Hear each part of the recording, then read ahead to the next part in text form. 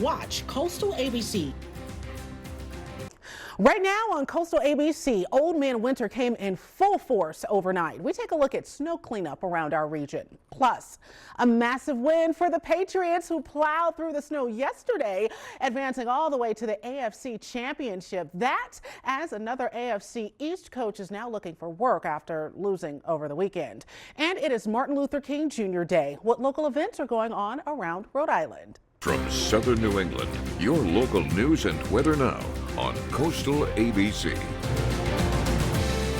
I'm Maddie Heimsch in West Greenwich, where a couple inches of snow accumulated overnight, but by the looks of it, it would seem to still be falling as the snow melts off the trees and power lines. Most neighbors appeared to stay inside, but a couple found themselves playing out in the snow. But mainly it was the plows and shovels out and about. One neighbor took us to his driveway to show us his 1970 snowplow in action. How often do you pull this out? I use it for everything. Bringing in my wood, plowing the driveways, and... Were you excited to get it out this morning? Yeah, it starts right up, and it's very good. Neighbors continue to clear out their driveways as the plows handle those main roads. In West Greenwich, I'm Maddie Heimsch.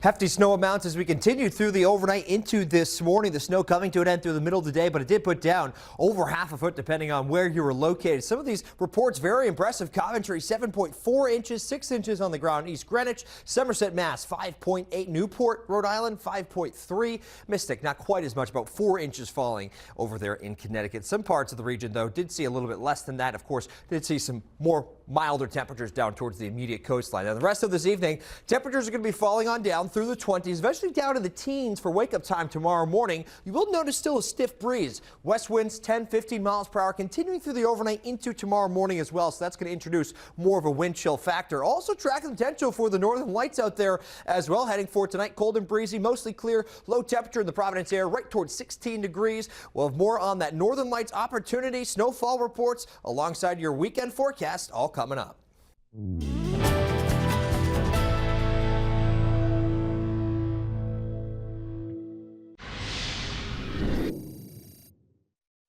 I'm Christian Raposa in Foxborough. The Patriots' turnaround this season has been nothing short of amazing. Last year, they were 4-13 and one of the worst teams in the league. Now they sit just one win away from Super Bowl 60. The Pats' 28-16 win over the Houston Texans was a messy one with turnovers for both teams. It was a particularly tough day for Texans quarterback C.J. Stroud. He was intercepted 4 times in the game, including when he got picked off by Marcus Jones in the second quarter, who ran it back for a touchdown. It gave the Pats the lead that they would never give up in this game. The moment that sealed the win for the Patriots was from wide receiver Kayshon Boutte, who made a bid for catch of the year with a one-handed grab for 6. When we needed it, our offense was able to come through late in the game there in the second half with a touchdown, give us a 2-score lead. And then I felt like that drive backed up there from the 3-yard line where we ran the ball and took a lot of clock was pretty classy. The Pats will face the Broncos next Sunday afternoon, but not quarterback Bo Nix. He suffered a season-ending ankle injury during Saturday night's win against the Bills. Instead, the Pats will face their former backup and 2019 4th-round draft pick, quarterback Jarrett Stidham. The Patriots and Broncos will meet next Sunday at 3 p.m. in Denver. I'm Christian Raposa in Foxborough. The Buffalo Bills fired head coach Sean McDermott after the team lost the divisional round Saturday. He's been at the helm since 2017 and taken the team to the playoffs 8 times. Now, the Bills also won 5 AFC East division titles, but the team never advanced to the Super Bowl under his leadership. In the meantime, over in the NFC, the Los Angeles Rams beat the Chicago Bears 20-17, and the Rams now move on to face the Seahawks in the NFC Championship game next Sunday. The winner moves on to Super Bowl 60. I'm Mike Cerullo in the studio, and today all across southern New England, events are being held honoring the life and legacy of Martin Luther King Jr.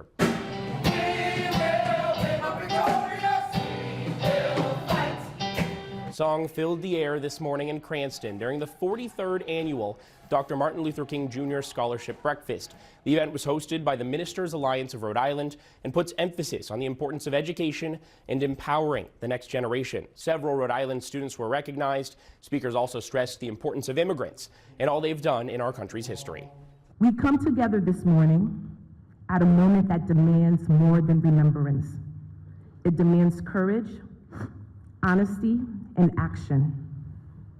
In times like these, reflection is not comfortable, but it is necessary. Today, we do more than honor the life and legacy of Dr. Martin Luther King Jr. We recommit ourselves to the unfinished work he called us to carry forward. State, civic, faith, and education leaders watched alongside the families of award recipients. Reporting in the studio, I'm Mike Cerullo. Brown University students are returning to the classroom this week for the first time since that on-campus shooting last month. Students began moving into their dorms this weekend.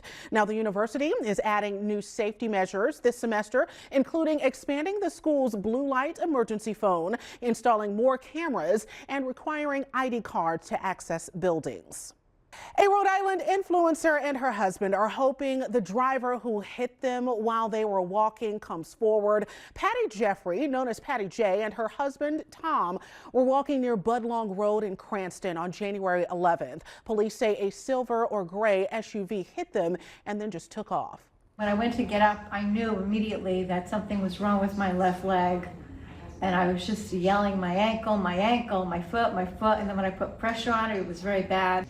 You see people texting, you see people with their head down, not even looking, and I'll run with a few of my buddies and we'll say, hey, this car is coming right at us. Patty suffered a broken ankle. Her husband was not injured, but anyone with any information about what happened here should reach out to police.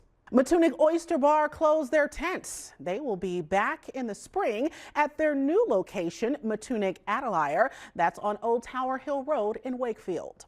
Portugal's presidential election is now heading for a runoff. Portuguese Americans living in Providence cast their ballot yesterday at the Vice Consulate's office on Pine Street. Around 82,000 Portuguese Americans live here in Rhode Island, and just over 5,600 are registered voters. About 70 people went out to vote.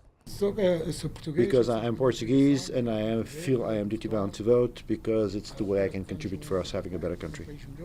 Now, the runoff election is scheduled for next month. Staff at the Vice Consulate's office told us the weather likely played a factor in yesterday's turnout. Happening across Massachusetts, Somerset police are looking to identify 2 people accused of shoplifting. The department shared these pictures of the people they say stole from a local Stop and Shop. Police say the pair stole several cases of Red Bull, among other items. If you know anything about this, you're asked to contact Somerset PD. Happening right now, some 1,500 active duty troops currently stationed in Alaska are on standby for a possible deployment to Minnesota. President Trump has threatened to invoke the Insurrection Act and send troops to the state to deal with the protests over immigration enforcement. Minneapolis Mayor Jacob Frey says he will not be intimidated.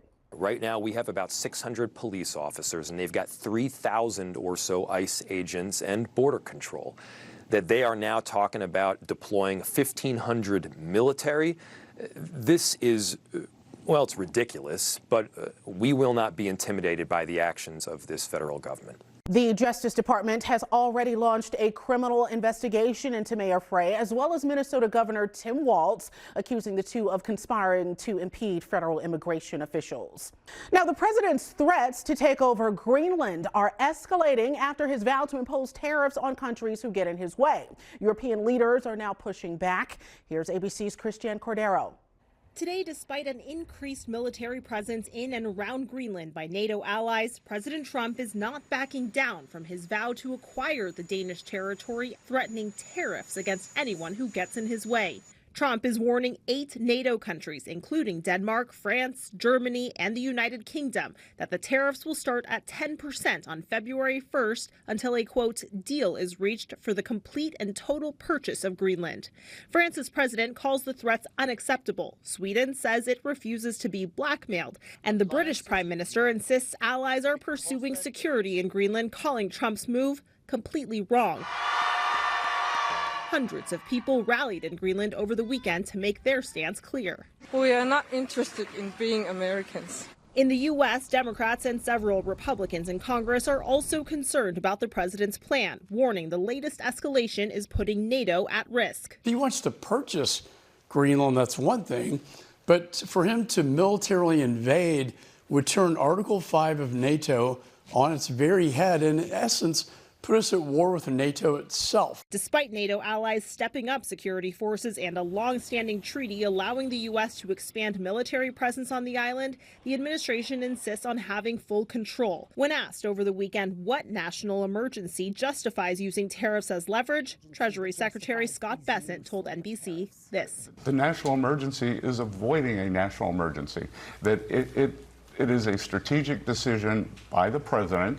That message from the administration comes as the Supreme Court weighs whether Trump is using his emergency powers appropriately in imposing tariffs. A decision is expected by this summer. Christiane Cordero, ABC News, Washington. You're watching Coastal ABC.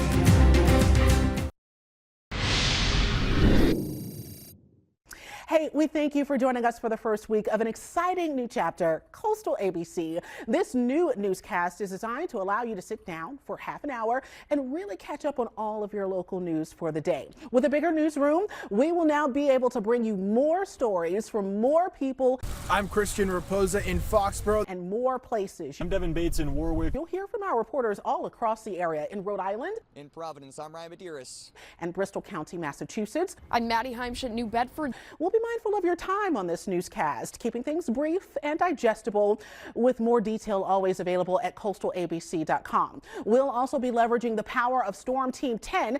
That's the forecast Southern New England has trusted for more than 75 years. So you're weather aware as you get out the door or ready for the week ahead. I look forward to embarking on this exciting new news journey with all of you. Join us here on Coastal ABC, where you'll get all of your favorite ABC shows and local news all throughout the day. In the studio, I'm Karah Bailey. You're watching Coastal ABC.